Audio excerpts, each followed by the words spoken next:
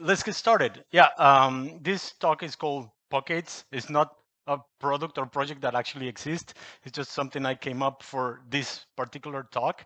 I hope you enjoy it. We're basically going to be talking about immutable operating systems, and feel free if you have any questions at some point to I'll try to answer them. I have a demo prepared, which always makes me a bit nervous because for some reason they always not work as one would like them to, but it doesn't matter. We'll go through that. I'm not going to be introducing much more myself, as you already heard the important things out there. So let's take just the time a little bit to say thank you very much to the Cloud Native Days Italy community. Coming here last year was for me an inspiration, and that's the reason why I started the cloud native community in Belgium. We're still very much starting, so if any of you has suggestions, interested in talking in one of our meetups or anything, please talk to me about that too. Anyway, so let's get started. I want to paint this picture where you're already happy with the platform that you have built, right? Like you have Kubernetes that is solving particular solution, you have some observability, you have your pipelines running on Argo, I don't know. You have a certain setup that you define, this is your goal. This is where the nirvana of you as a platform engineer is defined. And this is great. We're doing a good job, in my opinion. But then turns out that reality comes. If you were here at the previous talk, you saw that reality can be a bit challenging, right? Like, I don't know, I've been hearing about SFTP servers for a very long time, right? And it's the thing is, in my opinion, that Cloud Native has sprinted its way in the ideological place where we want to be, but many other areas of our industry is not there yet. Let me give you an example. Let's say that you need to start running some inference in some AI board, NVIDIA board where you want to run Kubernetes as well. Well, it turns out that is not that simple. NVIDIA will give you a certain operating system that comes with all the firmware necessary to run the hardware that you just got. And trying to run Kubernetes on top of that system starts getting a little bit challenging. You start feeling like you are back in the system administration days. But someone told us that we're doing DevOps. Someone told us that we're doing platform engineering, right? Like, why does it have to feel so painful? You might say, yeah, I don't need to do AI. That's not my problem. Yeah, but there are all other areas of reality that will hit you at some point. It could be that your customers, some can run Kubernetes, but they also have some legacy systems that they are not planning to upgrade anytime soon. They are happy running them the way they are. It would be just a cost for them to try to move them into a cloud native world. So what do? All of a sudden, you have to have your cloud native approach and your very special weird case here. Can we have something in the middle, something that where I could do deployment somewhat cloud native ways for those legacy applications?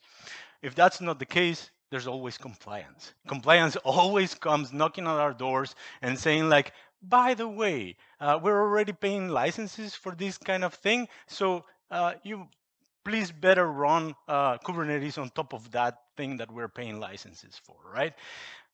So again, you have to come up to the reality of where we are running our platforms, and that can feel very frustrating.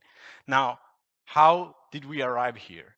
In my opinion, it's because we tend to see things as either or. Either the fully managed solution. I hope there is this vendor somewhere where everything I want is going to be possible to be done by a couple of clicks. They are going to offer everything that I want. And I'm sorry, I'm going to be talking a little bit about food. I know that we're going to be going to lunch afterwards, so let's hope it doesn't trigger you too much. If it does, please, no, I'm kidding. Stay here. um, I see this way of thinking, this fully managed way of thinking, as buying expensive TV dinners. You know, like they come at, there are 5 different options that you can buy. And if for some reason you need to get a little bit away of those options, you're pretty much screwed. If you are, if you cannot eat a certain type of food, but it comes in that dinner, I'm sorry, you have to eat it. And that's what happened a lot of times with our managed solutions. I want this, but just a little bit different. No, I'm sorry. We have our service catalog, and you have to consume it the way it comes. What happens with this is that we tend to engineer around those solutions, and that sometimes causes a lot of like I was showing in the previous slide, a lot of stress for the platform engineers, because you say like, wow, I could have just installed a package here if I owned the OS, but I don't. So I am with what I was given, right?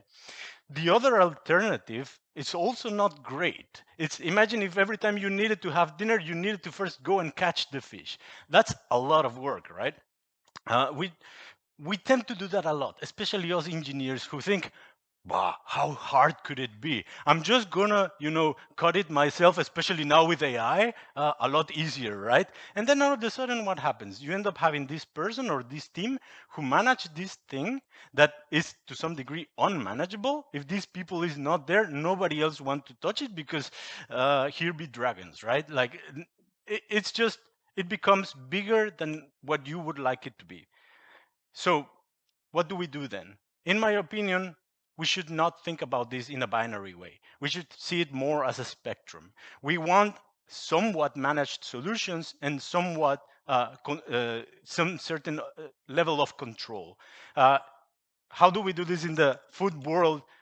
The convenience approach would be to go to a restaurant, right? Like they also have a service catalog for you. You cannot just say you go to a pizza place and you cannot just say, oh, I want roasted chicken. No, they have a service catalog. But if you might not be able to eat a certain type of food, you might still say, could you please remove this from that particular pizza? And they might say, yeah, that's not a problem. We can do that for you.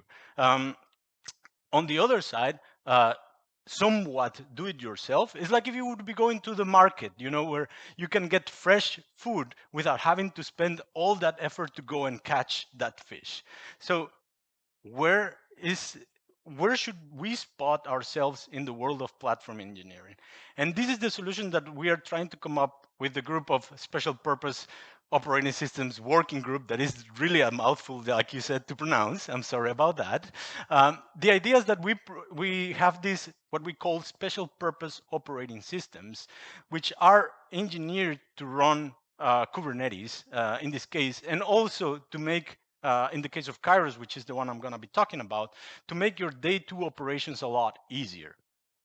And that's the, in my opinion, the idea of a Pokeball, right? Like where you can go and you can say, okay, this is how much protein I want. These are the side things I want. And you end up, even though you're still in a place that will serve you, you can still create your unique plate. And this, I think, is the exact same thing for Kubernetes.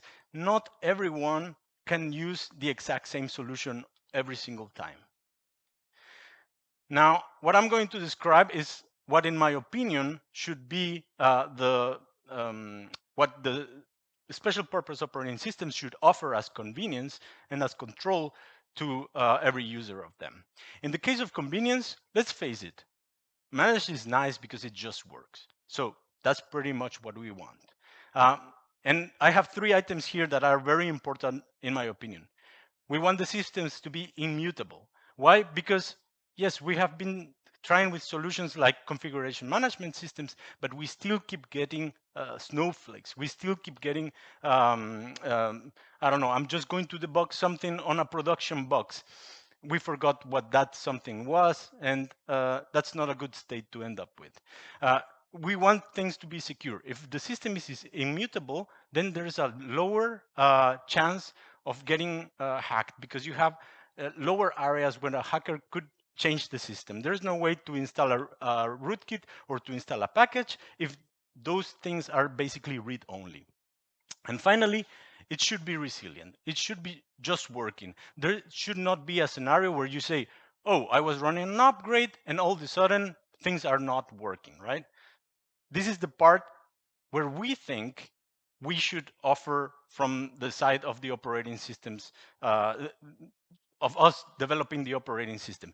We think this is not what you in your team should be focusing on. Why? Because security is a very complex thing, and you might be a lot, you have already a lot to do with your platform, right? We can focus on that part. Now, what can we offer you in terms of control?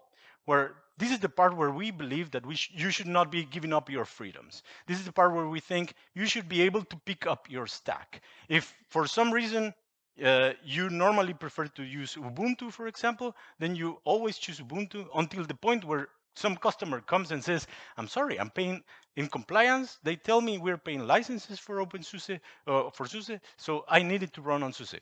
Okay, no problem. For you, we're going to make this distinction, and we tune a little bit this operating system to be like that. It should be extensible. Like I said, yes, I understand that a managed solution will come with a catalog. That's perfectly fine. We cannot expect them to offer absolutely everything.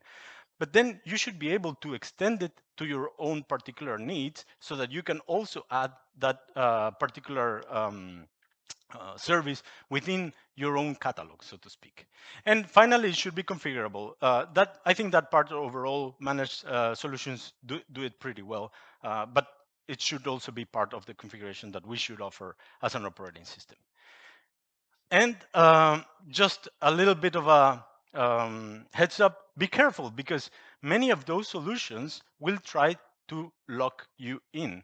And imagine if you would be going to eat at a place and they tell you, once you eat here, you cannot eat anywhere else. That doesn't make any sense, right? Like, why do we allow it to be in our stack setup to be this way?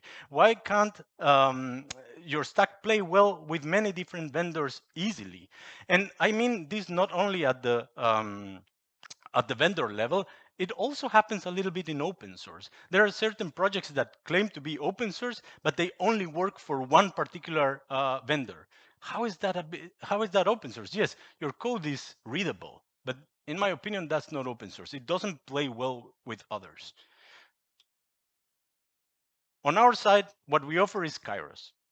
Kairos offers all of these solutions that I was talking about in terms of control and of convenience. It's immutable, so it means you get lots of security. It has atomic upgrades, so it means if you're upgrading and things don't look good, you can easily roll back to the previous version of your operating system just by pressing one button. It has the ability of making your system really, really secure. I will talk a little bit more about that with a solution that we call Trusted Boot. It has mesh networks so that you can deploy clusters and automatically they decide who is going to be control plane and who is going to be the worker. In terms of, again, that freedom, you choose your Linux distribution. We run on 6 major Linux distributions, and you can even bring your own operating system if you want to extend it that way. We run right now in 2 major Kubernetes distributions, K0s and K3s. But it's extendable as well. And here, one important note, for example, the people from K0s approached us, and why don't we try to work together? And that's how the support for K0s was born. For me, that's really, that makes me happy. That's the kind of open source that I like to see. And there are many other points there that you might just go to the Kairos website and learn more about all of this. I'm not going to focus on that. Very important, we are a part of the Cloud Native Computing Foundation as one of the sandbox projects. And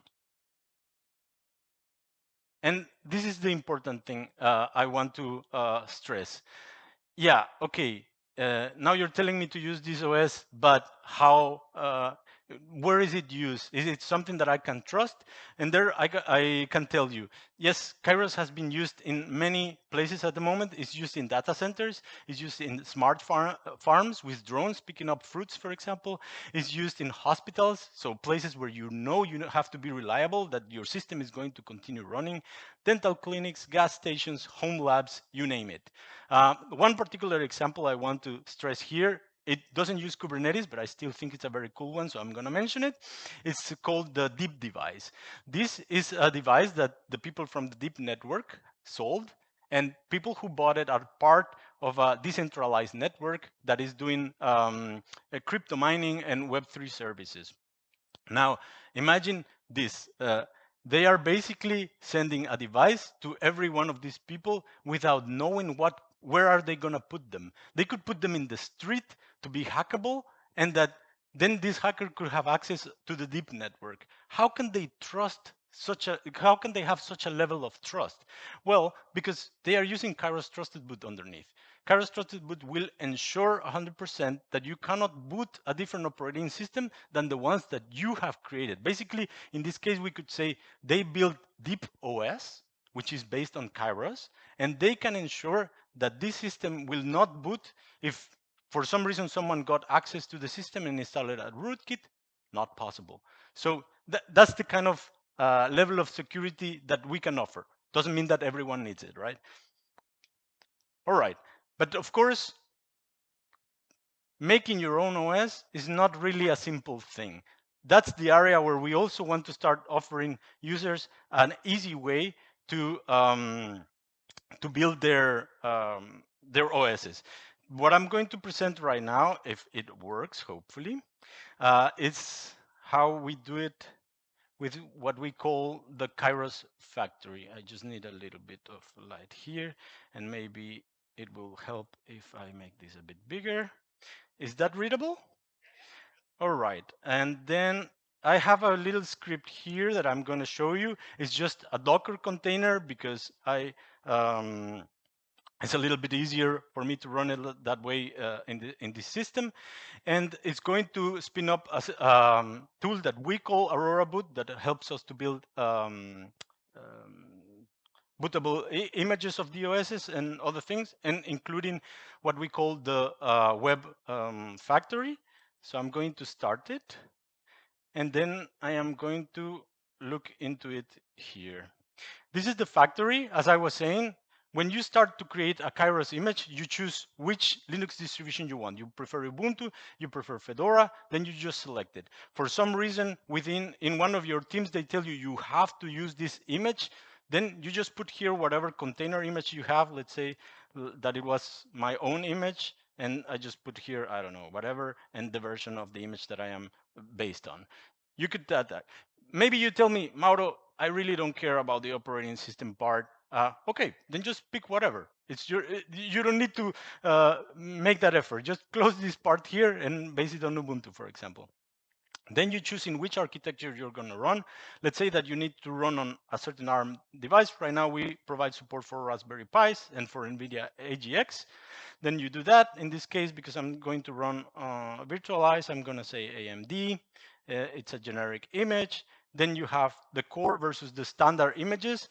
Core images offers the basic functionality that I was telling you, immutable system, AB upgrades, etc. And the standard images on top installs one version of Kubernetes, also the mesh network.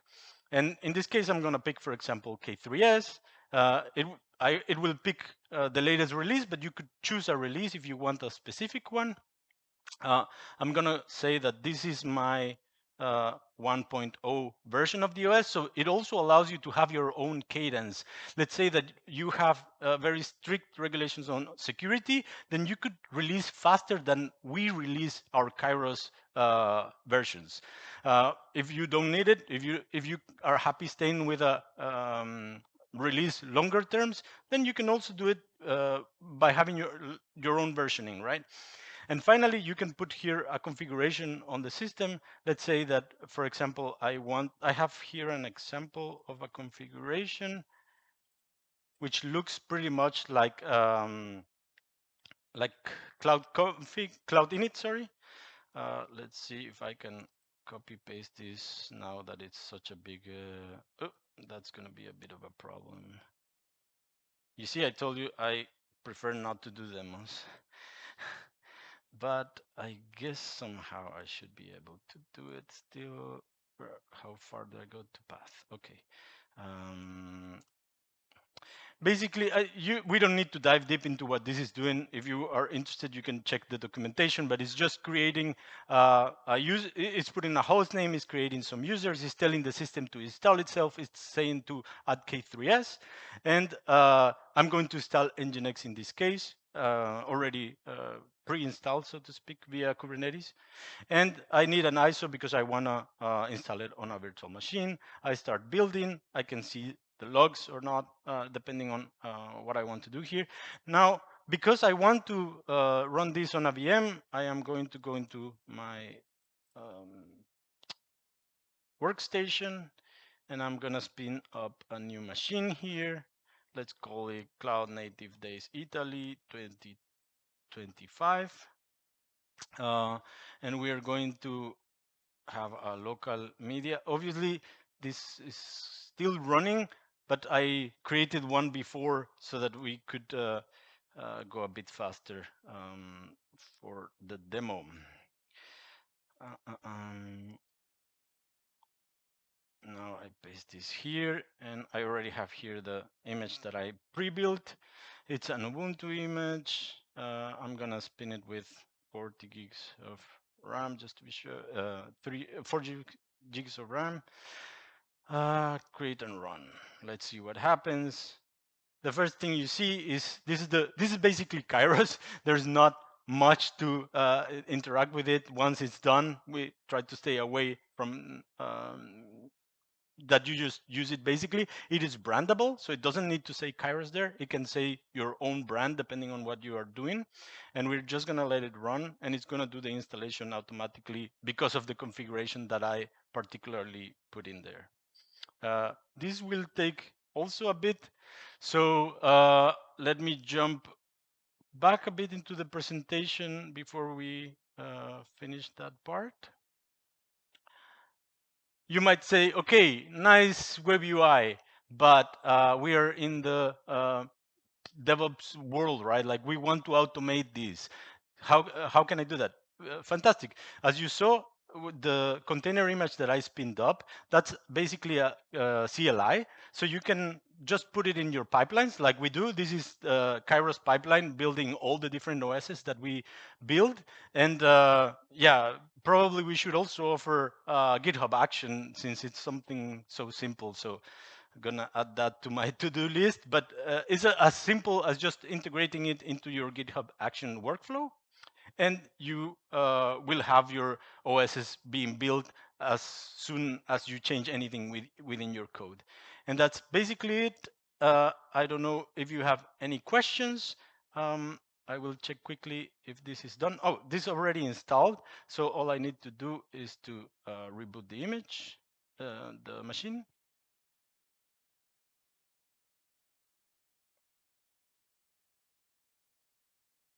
But again, if someone has questions, please feel free to jump in. Yes. No, what I'm doing right now is just my Linux machine at home, and I have this thing called Cockpit. Yes, thank you very much. And it gives me access to the virtual machines. Yeah.